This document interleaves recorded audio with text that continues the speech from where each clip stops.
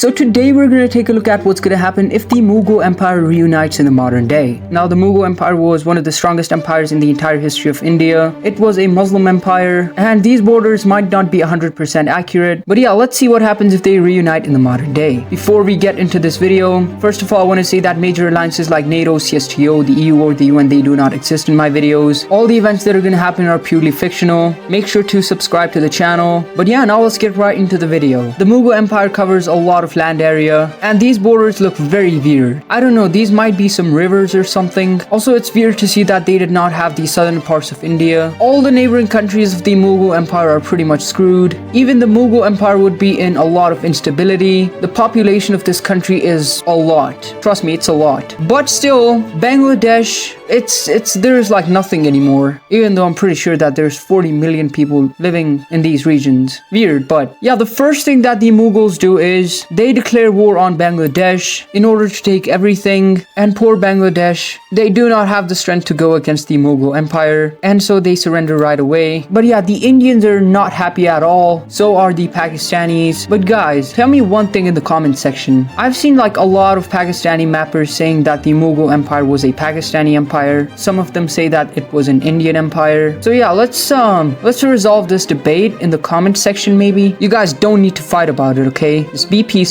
But in any case, both India and Pakistan are screwed right now. So is Afghanistan, by the way. And for the Mughal Empire, their situation is also not good as they're facing a lot of instability in their empire. But we're just gonna assume that they have a great leader so that they won't fall apart in any time in the future. And we're just gonna pretend that it takes them a few decades to stabilize the entire empire, even though that's not possible at all. But we're just assuming that the Mughal Empire is fully stabilized. And then they start to focus on their military. They have the military assets from Pakistan, India, even Bangladesh. So it would be great. And yeah, after a few years of militarization, the Mughal Empire wants to put it to test. And so they go ahead and declare war on the remaining parts of India to finish things off. Unfortunately for the remaining parts of India, they're fully cut off. They're not even navally connected. And I'm assuming that these northeastern parts are weaker. And without any support from these parts, they go ahead and surrender right away. And the fight is going to take place down here. So let's see. Okay, so we can see that the Mughal forces are now pushing into India. These are the remaining parts. They're pretty much pushing in from all sides. The Indian forces are unable to push these guys back. And unfortunately for the remaining parts of India, they were also not prepared. And after a few months of fighting, these are the front lines that we have. And after all this chaos, we can see that the remaining parts of India also go ahead and surrender. This was a not so decisive victory for the Mughal Empire. They took out a country which was basically split into two. In a peace negotiation, we can see that the remaining parts of India are now annexed into the Mughal Empire.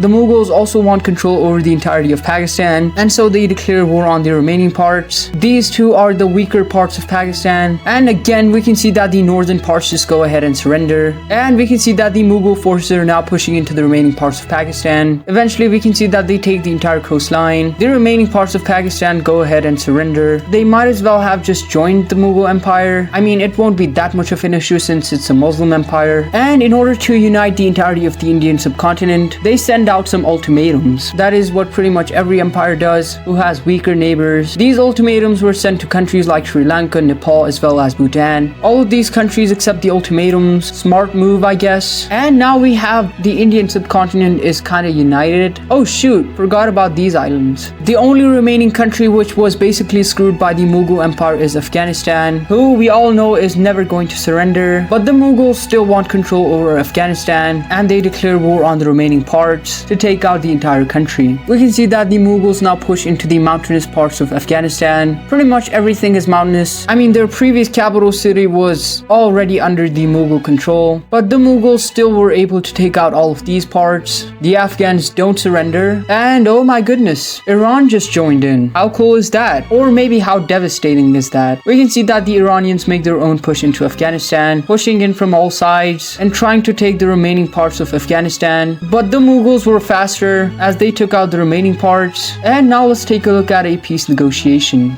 And yeah, in a peace negotiation, we can see that all of these parts of Afghanistan were completely annexed by the Iranians. The rest of the country is now under the Mughal control, but the Mughals were really not happy with whatever the Iranians did. But as of right now, they're not going to be doing anything to the Iranians. They might do in the future, but not now. I did a little bit of research on the Mughal Empire, and it says that the first emperor came from Central Asia. And because he came from Central Asia, the new person in charge would also want control over Central Asia, at least some lands in Central Asia. So yeah, we already know what's gonna happen. We can see that the Mughal Empire continues their military expansion. They're preparing for a Central Asian campaign, and after a few more decades, we can see that they are now ready for their Central Asian campaign. They start things off by declaring war on Tajikistan just to see how they're doing in Central Asia. So yeah, let's see. We can see that the Mughal forces now storm into Tajikistan, taking out the entire country in a matter of weeks because the Mughals had a way better military. This was just a test to see how the Central Asian countries were doing. Tajikistan got completely annexed by the Mughal Empire, but now seeing the Mughal Empire step into Central Asia, some of these countries are really worried. Countries like Kazakhstan, Turkmenistan, Kyrgyzstan, and Tajikistan. Oh, they don't exist anymore, yeah. Turkmenistan. And so what they do is, well, they can't do anything. They're screwed. The best thing that the Kazakhs can do is they accept the overlordship of the Mughals, becoming their official vassal state. But unfortunately for these other countries, they don't even get that opportunity, as the Mughals now declare war on all these three countries. Seems like it's gonna be a pretty interesting fight. We can see that the Mughals now push into Kyrgyzstan. They also push into Uzbekistan. Unfortunately for these guys, their capital city was right here, and so the Mughals were able to take out the capital city of Uzbekistan, leading them out of this war. The same goes for Kyrgyzstan. Shout out to Arjanbhai. The remaining parts of Kyrgyzstan also surrender. And Turkmenistan. We can see that the Mughal forces now push into Turkmenistan, pushing in from all sides. They also push in from Uzbekistan. They push down, eventually taking control of the capital city. The remaining parts of Turkmenistan also surrender. This was a decisive victory for the Mughal Empire. But now let's take a look at a peace negotiation, yeah. And they actually annexed all of these countries, yeah.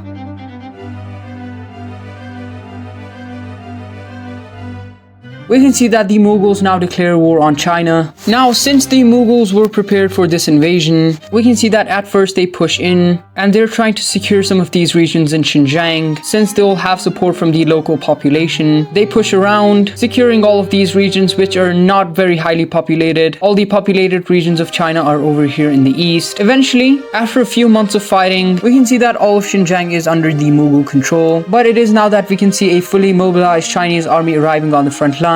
These guys would start to push back the Mughals, but we definitely don't want these guys to lose this war. So we're gonna have to put the Chinese in a situation where they would want to peace out. Now, I don't know what problems I have with China in every single one of my videos. I'm sorry to anyone from China. Yeah, this is the situation that I can think of right now that might just force the Chinese to peace out, or maybe a rebellion from Tibet would work out. But in any case, they peace out with the Mughals. And wow, this is the Mughal Empire as I speak. So this is going to be it for today's video. If you enjoyed this video, make sure to subscribe, leave a comment, and tell me what you guys are going to see in the future. And thank you for watching.